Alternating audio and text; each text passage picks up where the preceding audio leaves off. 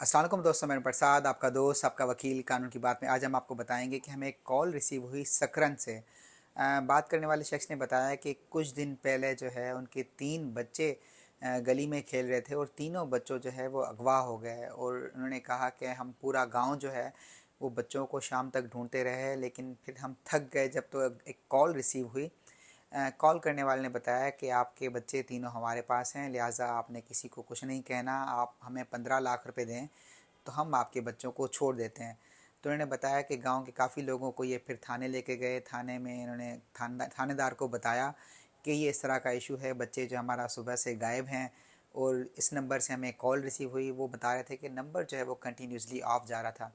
तो उन्होंने बताया कि बड़े मुंशी ने कहा कि चलें, उन्होंने 15 लाख मांगे तो आप कितना बंदोबस्त कर सकते हो। तो ये बताने लगे कि हम तो गरीब लोग हैं, हम तो बंदोबस्त ना नहीं कर सकते, लेकिन हाँ हमारे पास 4-5 लाख रुपए फिल फोर जो हैं वो अवेलेबल हैं।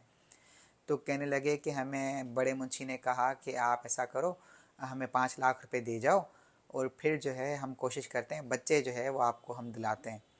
तो इन्होंने कहा कि हमने तकरीबन 15 लोगों की मौजूदगी में, उसमें एक मीडिया पर्सन भी था, 4 लाख रुपए हमने बड़े मुंशी को दिए और रात को 1:30 बजे जो है इन्होंने हमें बच्चे जो हैं वो रिकवर करा के दिए। बच्चों को चोटें लगी हुई थी और साथ साथ इन्होंने एक बंदा भी गिरफ़्तार किया कि बताया कि ये अगवाकार है और हमें कहा कि आप जाएं बच्चों का जब तक इलाज कराएं। तो हम बच्चों को लेके हॉस्पिटल चले गए और फिर पता ये चला कि उन्होंने हमें बताया कि वो जिस बंदे को गिरफ़्तार किया था वो बंदा मौजूदगी मतलब गिरफ़्तारी के दौरान जो है वो थाने से भाग गया। तो अब ये थे कि इनका कहना ये था कि इसमें पूरा थाना मुलविस है, उन्होंने खुद ही या तो बच्चे अगवा कराए या तो फिर जो बंदा गिरफ़्तार किया था उस बंदे को इन्होंने छोड़ दिया। अब ये शिकायत लेके जब एसएसपी की ऑफ़िस गए तो उन्होंने बताया कि उसी थाने के बहुत से अमले को, 4-5 लोगों को एसएसपी साहब ने फ़िलहाल सस्पेंड किया हुआ है, उनके ख़िलाफ़ जो है वो इंक्वायरी चल रही है। लेकिन इनका कहना ये कि हम जब गए कि उनके ख़िलाफ़ एफ़आईआर दर्ज की जाए तो हमारी कोई एफ़आईआर दर्ज नहीं हुई, जिसके तहत हमने कोर्ट में 22A की पटिशन फ़ाइल की। वो पटिशन भी डिसमिस हुई कि इंक्वायरी जो है वो डिपार्टमेंट की पेंडिंग है। देखें, कानून ये कहता है कि क्यों ना भले इंक्वायरी पेंडिंग हो, वो डिपार्टमेंट का अपना काम है, लेकिन ये कॉग्निजेबल ऑफेंस है।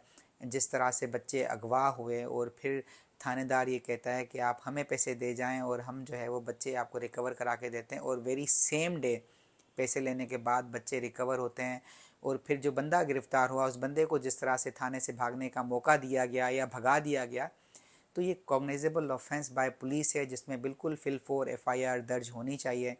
और जो 22A का ऑर्डर आया है, इन्होंने बताया कि कोर्ट कहती है कि इनके खिलाफ़ इंक्वायरी पेंडिंग है। देखें, कानून ऐसा, departmental inquiry is something else, लेकिन क्रिमिनल लॉ की अगर हम बात करें तो वहाँ इन्वेस्टिगेशन या इंक्वायरी का कोई कॉन्सेप्ट नहीं है एफ़आईआर से पहले।